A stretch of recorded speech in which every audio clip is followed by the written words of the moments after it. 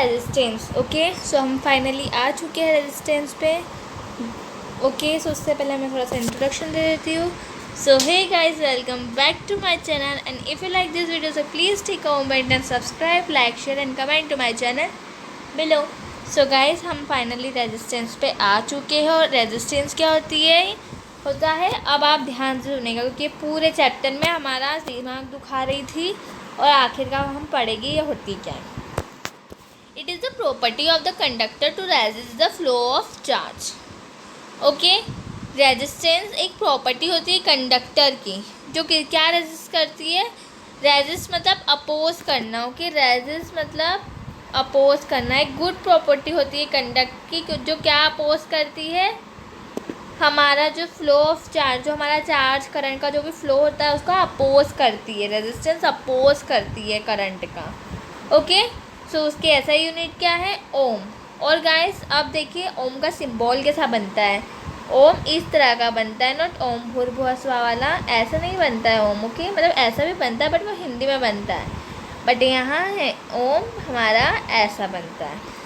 Okay, अजीब है symbol but आपको बनाना पड़ेगा, एग्ज़ाम है।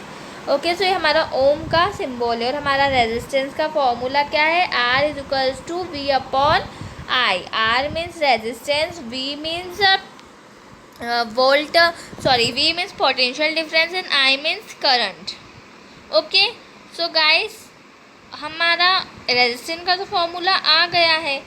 अब हमें अगर डिफाइन 1 ओम करना हो, ओके, सो हम क्या करेंगे, देखिए हमारा डिफाइन 1 ओम करना हो तो हम सबसे पहले क्या करेंगे, मतलब अगर हमें ओम का फॉर्मूला हमें निकालना है तो हम ओम का फॉर्मूला ऐसे भी निकाल सकते हो। डिफाइन 1 ओम में मैं आपको बताऊँगी कि कैसे करते हो। ओके, बट पहले ओम का फॉर्मूला देख लेते हैं।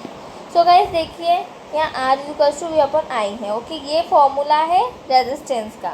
बट हमारा पोटेंशियल डिफरेंस जो हमारा V है उसकी हमारी ऐसा यूनिट क्या है, वोल्ट मीटर, मतलब V ही है।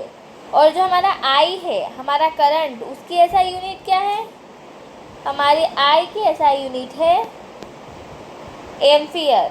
ओके, हमारे I की एम्पियर है ऐसा यूनिट।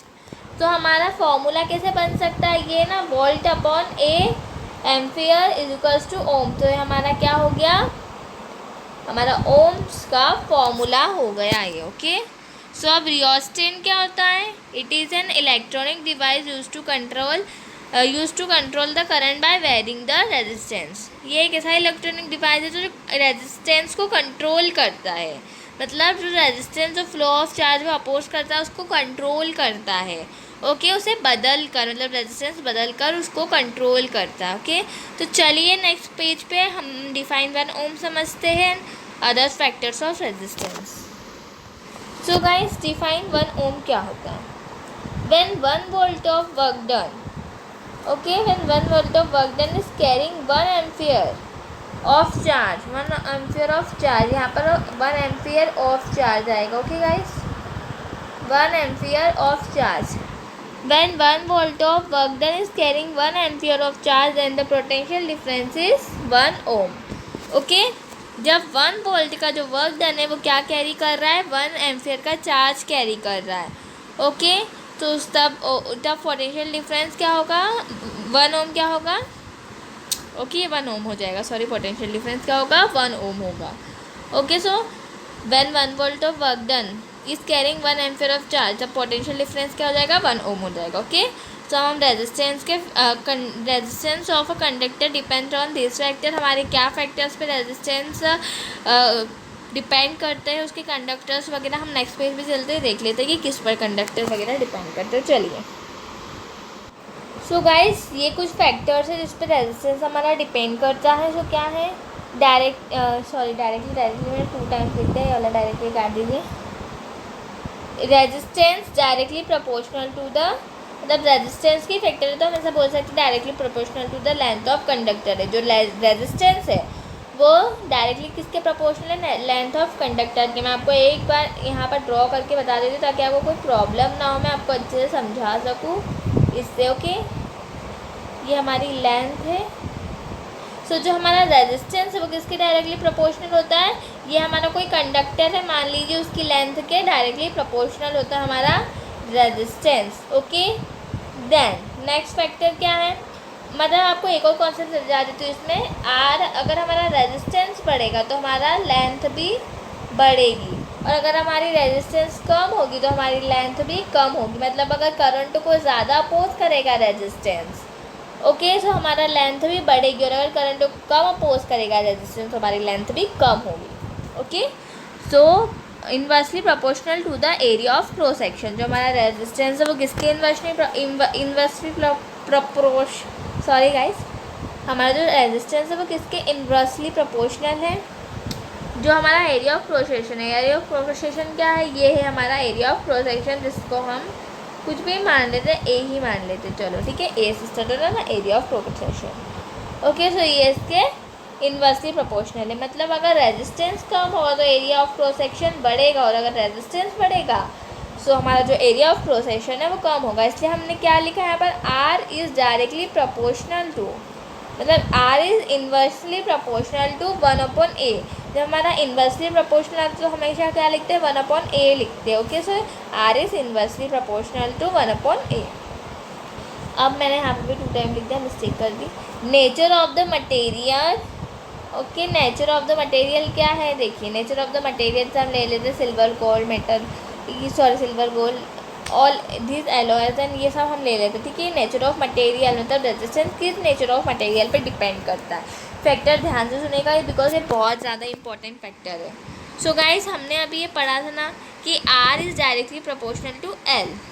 ओके, जो आर है हमारा वो हमारी लेंथ के डायरेक्टली प्रोपोर्शनल है, बट जो ये 1 है, ओके गाइस, बट जो हमारा cross section area of cross section वो इन्वर्सली प्रोपोर्शनल है। सो गाइस, अगर हम इन दोनों फार्मूले को जोड़ेंगे तो हमारा एक नया फार्मूला निकलेगा, R is directly proportional to L. Okay, ये हमारा एक नया फार्मूला निकला है। ओके, अगर हम इन दोनों को ज्वाइन करेंगे तो 1 एक प्लेस से चला जाएगा, बिकॉज लेंथ इंटू 1, सो हम किसी को भी 1 से इंटू करते तो हमारा आंसर वही 1 को छोड़ के जो हमारे वैल्यू है वो आंसर आता है। ओके, तो चलिए गाइस, नेक्स्ट पेज पे आपको थोड़ी सी और इन्फॉर्मेशन दे देती हूँ। सो गाइस, अगर हमने पहले वाले पेज पे हमने क्या पढ़ा था, R is directly proportional to L, और हमने इन दोनों को ज्वाइन किया था, सो हमारा क्या निकला था, ये वाली वैल्यू निकली थी। Okay, R is directly proportional to L and L upon A, हमारा ये निकला था। ओके, बट हमें ये जो प्रोपोर्शनल का जो साइन है वो हटाना है, तो हम एक कांस्टेंट वैल्यू लेते हैं हमेशा। सो इस बार हमारी कांस्टेंट वैल्यू क्या है, रो है। ओके, हमारी इस बार कांस्टेंट वैल्यू क्या है, रो, जो हम इसको ए से लिखेंगे। ओके, सो हम इसको, हमें ना इस बार प्रोपोर्शनल की जगह क्या लगाएंगे, रो। ओके, क्या है, रो का सिंबल है।